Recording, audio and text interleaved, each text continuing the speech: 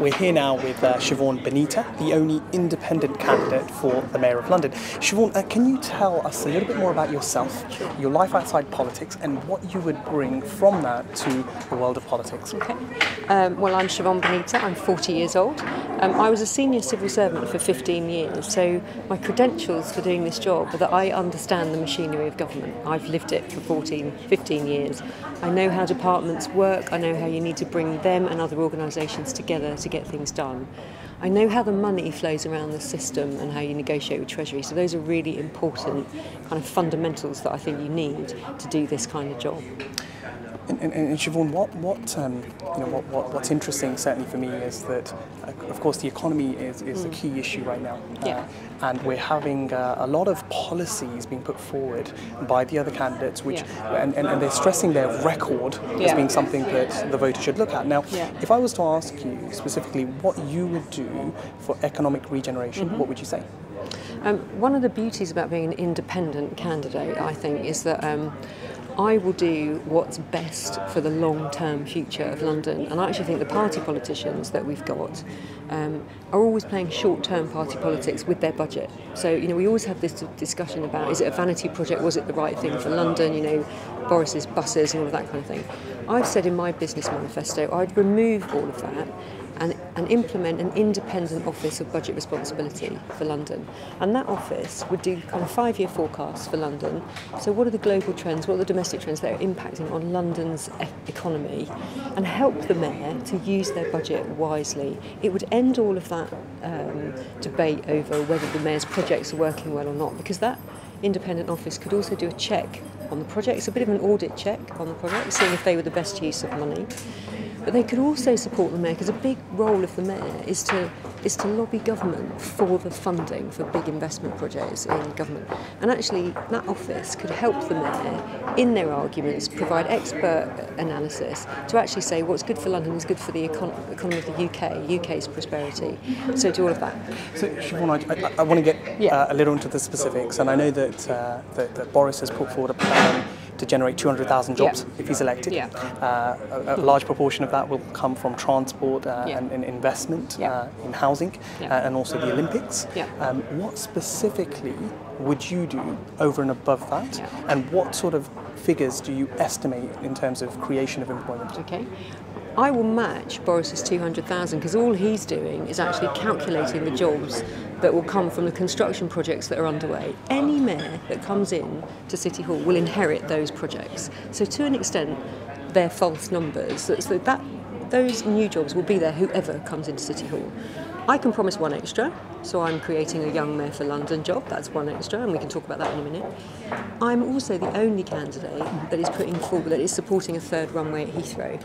Now, third runway at Heathrow will bring another 60,000 jobs, it's estimated, in the construction of Heathrow, the third runway, but actually they then turn into permanent jobs in the economy in West London, because you're bringing in new investment and new infrastructure in West London, which desperately needs investment at the moment. So I'm saying I match Boris's 200,000 jobs over the mayoralty, and I'm adding at least 60,000 on top of that by supporting a third runway at Heathrow. And what would you say to those that say that expansion of Heathrow would be an environmental catastrophe? I'm saying the options that are on the table are either we don't expand capacity at all, which is the green line, and I respect that, I just don't think it's realistic. If we want to attract investment from abroad, from the emerging markets, we have to increase airport capacity. The other option then is you go for a new hub airport, which is what Boris Johnson is putting forward. That would be far more environmentally damaging than expanding the airport we've already got. The main issue for Heathrow is the noise implications. I'm saying you allow the airlines to expand Heathrow, but you force them to bring in a noise reduction programme. You can expand Heathrow and not increase noise levels. And that's a debate nobody's had. And the reason why they haven't had it is because they're playing party politics again. They have allowed voters in Richmond who don't get the benefits of the local investment to determine this policy, and that's not right. there was a stage where even the Green Party candidate had backed Ken Livingstone because of his green CV and green credentials.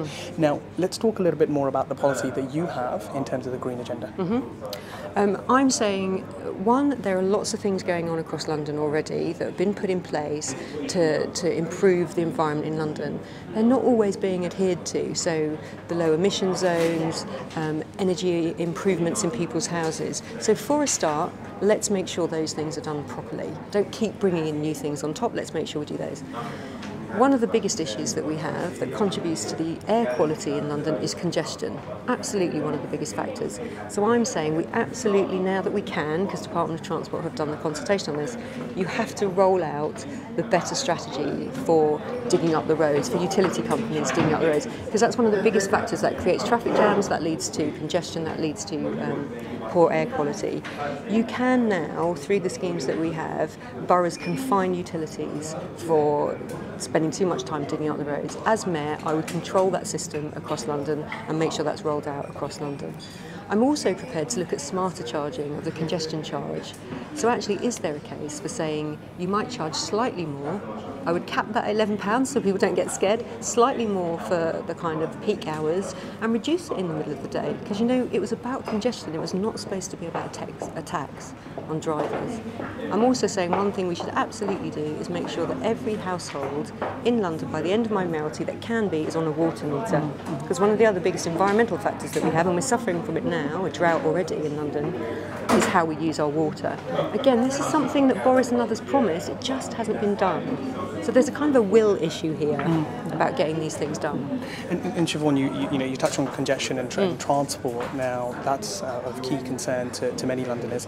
There was a study recently which suggested that the average cost of somebody using both the overground and underground to travel 22 odd miles, say from Woking in Surrey to the centre of London, would be over £3,200 or thereabouts. While in Berlin, perhaps it's 750 odd pounds. In Paris, it's less than that, and in Madrid even lower. Now, what would you do to help to address that issue? Okay. I mean, it is shocking, the comparisons are shocking. I think we have to stand back and say we are suffering in London from the fact that we had one of the earliest transport infrastructures, so we are going through a period that needs investment. So I wouldn't do what Ken's doing. I wouldn't say you bring in big reductions, because I do think that will have implications then for how much money you can use to invest. My policies are very nice, in the middle, sensible policy. I'm saying you freeze fares, because that's a real benefit to all Londoners as inflation goes up. You freeze fares until April 2014, but because you have a limited pot of money available, I know the economy's tight, I would use that to give reductions for people who really desperately need it the most. So I'm saying you give reductions for people who are on a minimum wage or anything above the London living wage in a kind of graduated scale. But for people who are seeking work, who are unemployed at the moment but seeking work, you let them travel for free. Because actually it's in the economy's interest, it's in London's interest to help those people get back into work. And if they can't get to jobs because they can't afford the transport costs, which are so high, that's not in anybody's interest. So I think I'm doing a kind of targeted, thoughtful approach on fares. So Siobhan, just before we finish off, I mean, it must be challenging for you, standing as an independent. You don't have the party infrastructure that many of the other candidates will have. Now, how have you found it as a journey? And also, how can people find out more about you? Sure. They can find out more about me by going on my website, so siobhan4mayor.com. I've also got a Twitter, Siobhan4 with a number for mayor. As a journey, it's been the best thing that I've done. I have met so many fantastic people doing this, and I've learned so much that it's all been hugely positive. As an independent, it's incredibly difficult to get the profile. As soon as people know I'm here and they hear what I'm standing for, they really do like it. There's a lot of disillusionment with party politics, and I'm trying to remind people that on the 3rd of May, they're voting for an individual, not a political party. When people hear that message, they love it. I am battling the big broadcasters to make sure I get equal coverage, and at the moment I'm not getting that, and that's a shame. But I think I'm at a moment where it might be changing now. So exactly, so I hope so. So all of that is going well, but I would say it's been such a positive journey, and it's just going to get better.